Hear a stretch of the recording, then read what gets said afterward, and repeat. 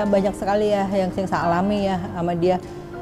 Ya selain juga dia juga kasar ya, agak kasar ya. Kalau misalnya dia marah itu, dulu dia sering banting pintu, terus ditonjokin. Dan dia selalu bilang kalau misalnya dia bangunnya selalu siang ya. Kalau dia siang itu dia bangun, dia bilang gini, yang makan yang katanya gitu. Saya di kantor, kamu nyusul di kantor kan 5 rumah dari rumah ya kan. Kamu ke kantor aja. Kamu makan makasih katanya gitu kan. Nah, oh iya ya nanti deh saya bilang gitu kan.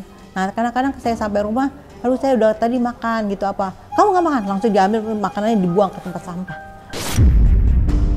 Ada sih, dia kan punya besok ke Swiss Army gitu kan, ditaruh di leher saya, kita mati bareng sekarang ya. Titik terendahnya saya sakit ditinggalkan suami saya, gitu aja.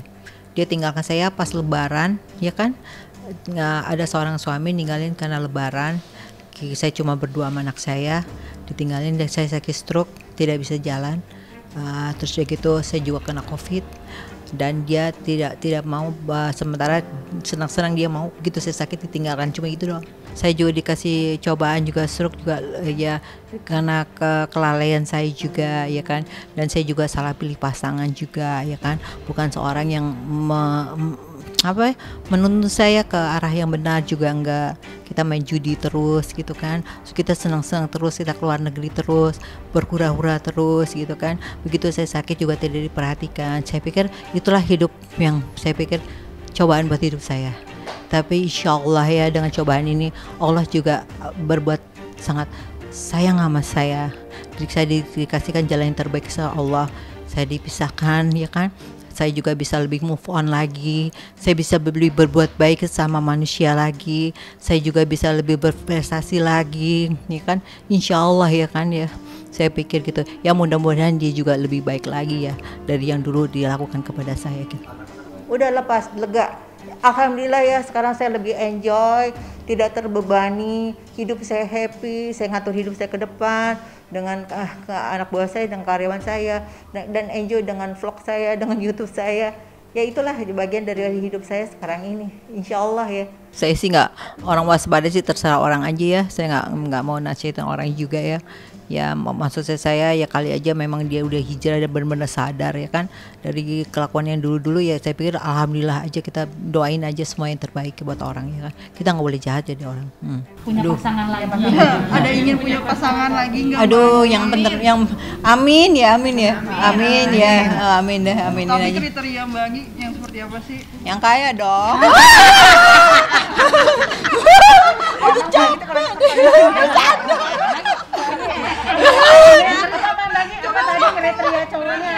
Ya kaya, keren dan pintar. kemarin nggak begitu ya? Oh itu kurang. Bukan. Bercanda. Dan kabarnya sekarang dirimu sudah banyak yang dijodoh-jodohin buat dirimu. Iya dong. Cantik begini. Dijodoh-jodohin banyak yang menjodohkan gitu kan.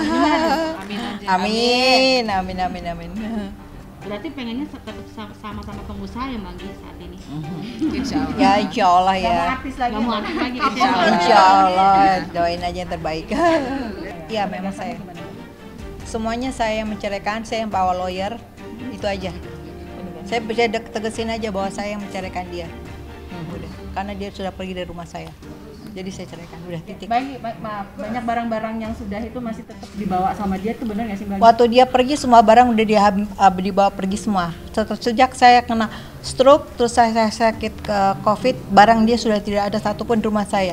Bahkan tinggal jaket pun dia minta semuanya. Termasuk saat ini barang-barang branded yang Mbak Anggi berikan ini sampai Oke, saat ya ini sudah sering cukup dipakai. menjadi dia semuanya itu masalah. Masih dipakai Mbak Anggi sampai sekarang masih dipakai. Berarti kan Ya sudah saya udah semuanya. Ya semoga bermanfaat. Bermanfaat.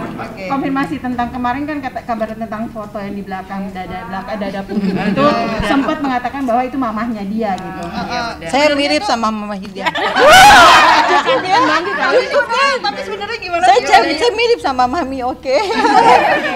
Kalau itu foto adalah raut wajah Mbak Anggi kan. Iya, dah stop ya. Oh, saya pikir sebenarnya sih bagus ya. Saya malah lebih itu, tapi kan memang saya yang gugat bukan dia, tapi pengadilan pengennya saya yang ngomong, bukannya dia.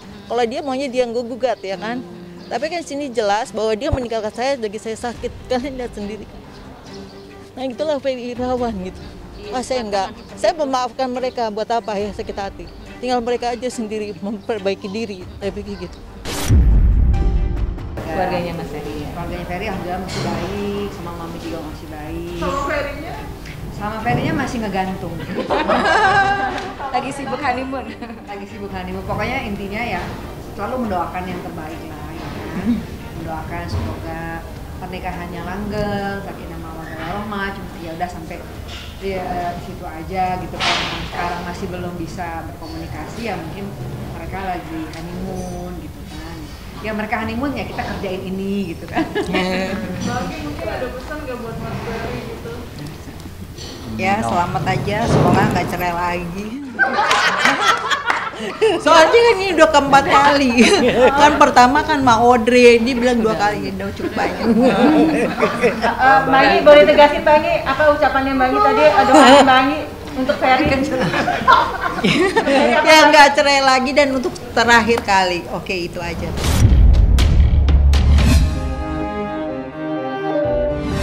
Salam Hotman 911. Pagi ini Vena Melinda, artis sekaligus juga mantan anggota DPR yang sedang berbaring kesakitan di rumah sakit, menelepon saya. Ya, dia menceritakan hidungnya yang berdarah-darah dan sekarang dia merasakan ada kesakitan di tulang rusuknya dan dia dalam keadaan sangat lemas. Dia sambil menangis bertanya kepada saya, mau nggak jadi kuasa hukumku? Saya bilang kenapa? Karena ini kan jauh di Surabaya. Dia bilang saya sangat kecewa dengan bukti-bukti penderitaan yang saya alami. Kenapa belum ada penahanan? Itu pertanyaan dia. Vena Melinda menanyakan kenapa belum ada penahanan dengan bukti-bukti yang saya alami. Itu Vena Melinda mengeluh kepada saya. Bapak Kapolda Jawa Timur, mohon memberikan atensi khusus kepada kasus ini. Bapak Kapolda Jawa Timur, mohon memberikan atensi kepada kasus ini karena ini sangat menarik perhatian seluruh rakyat Indonesia. Salam Hotman Paris. Yang bersangkutan tadi hadir ya dengan ditemani oleh anggota atau penyidik dari Polres Kediri Kota. Setelah akan dilakukan pemeriksaan, yang bersangkutan menyatakan sakit. Ya. Yang bersangkutan punya penyakit asam lambung sehingga belum bisa diperiksa lebih lanjut oleh penyidik di Ditreskrimum Polda Jawa Timur. Berdasarkan laporan awal dari Polres Kediri ini sudah ada sekitar 4 saksi ya yang diperiksa di sana. Namun demikian masih akan terus didalami oleh penyidik Polda Jawa Timur, di Diskrimum Polda Jawa Timur. Karena ini masih dugaan semua, ya belum bisa kita informasikan. Adanya laporan kasus KDRT ya dengan pelapor saudara VM umur 50 tahun pekerjaan wira swasta dan terlapor saudara FI umur 44 tahun pekerjaan influencer. Awal mula kejadian kasus ini dimulai dari yang bersangkutan ini cekcok di salah satu hotel di wilayah Kota Kediri. Kemudian dilakukan pelaporan oleh yang bersangkutan ke Polres Kota Kediri. Setelah dilakukan upaya pemeriksaan oleh penyidik Polres Kediri Kota, terlapor menyampaikan bahwa terlapor meminta kasus ini ditangani oleh Polda Jawa Timur, ya, mengingat domisili yang bersangkutan ada di Surabaya. Kemudian tadi pagi Polres Kediri melimpahkan ya berkas ini ke Dirkrimum Polda Jawa Timur dan akan segera dilakukan upaya-upaya penyelidikan lebih lanjut terkait dengan dugaan KDRT dengan pelapor saudara FM dengan pelapor saudara VM dan terlapor saudara FI. Nah, kegiatan hari ini kemarin kita masang pompa, kebetulan sudah ya terpasang, air sudah bisa keluar. Hari ini kita pemasangan meteran listrik ya, kita pakai token sementara dengan 900 watt. Ada 3-4 titik yang lampu yang sudah bisa menerangi ruangan tengah, ruangan depan, teras sama kamar Tiko sudah nyala. Ini baru sementara. listriknya pun baru 900 watt ya. Jadi belum semua mencakup semua. Mungkin teman-teman bisa lihat ya, kemarin Bang John datang ketemu Tiko, ketemu saya, dan Bang John meniatkan untuk merenovasi rumah ini. Sekalian juga nanti listriknya juga, catnya juga. Kalau cat kebetulan alhamdulillah sudah ada yang donasi, tinggal memang yang ngecatnya. Nah itu nanti Bang John yang akan mengusahakan. Kalau mengetahui ya mengetahui, tapi tidak seperti ODGJ lainnya ya. Sebetulnya mamanya Tiko, Ibu Eni, masih bisa untuk beli nasi, masih bisa untuk ambil air keluar. Kadang juga masih bisa pergi ke pasar ya. Memang kalau beliau sudah masuk rumah, itu memang agak protektif. Nah di situ di dalam rumah kalau udah masuk kayak itu, mungkin karena kondisi rumahnya tidak ada lampu, tidak ada air, apalagi kalau malam. Jadi mungkin itulah pikiran dia agak sedikit terganggu, apalagi setelah tidak lagi bersama suaminya. Yang saya tahu memang ketika Ibu Eni sudah berpisah dengan suaminya, Tiko tinggal berdua ya sama mamanya. Tiko masih sempat sekolah sampai kelas 1 SMP. Nah, mungkin semakin kesini ekonomi mereka kan udah tidak mampu ya, sehingga listriknya dicopot, air bersihnya juga mungkin dicopot juga. Nah, kehidupan itu yang mulai mungkin pikiran Ibu Eni yang membuat dia sedikit mulai depresi ya. Oh, belum pernah membersihkan diri kejiwaannya ya, sampai saat ini belum. Jadi bisa dilihat ya, Tiko saat ini ketika menjawab pertanyaan-pertanyaan kan menjawab dengan baik, sehingga apa? Tiko tuh baik-baik saja. Saya sih kaget ya dengar cerita itu, kaget gitu. Ternyata tuh Mas Tiko itu nggak bisa kita duga gitu, dari cerita dia awal kecilnya ininya gitu. Ya itu aja sih, nggak apa ya, yang kita tahu itu nggak apa sih, banyak gitulah.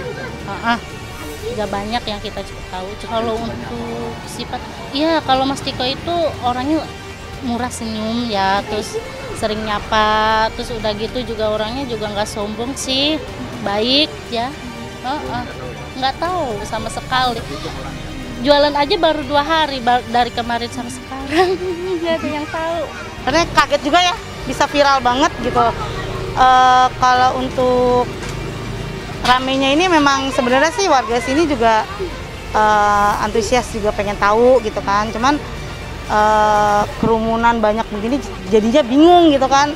Aku sih takutnya terjadi sesuatu yang tidak diinginkan, atau ada penyusup, misalkan kan ada banyak parkiran motor gitu kan. Aku takutnya nanti ada yang hilang atau apa gitu. Makanya kan kita di sini jaga supaya hati-hati aja gitu loh.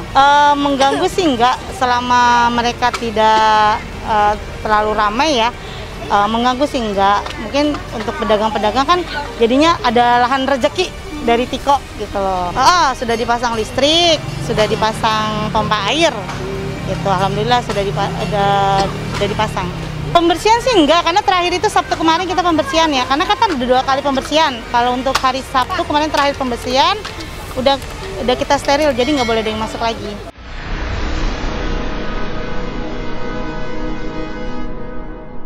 Jadi jangan lupa untuk subscribe Cumi Cumi. Ditekan ya tombol lonceng merahnya.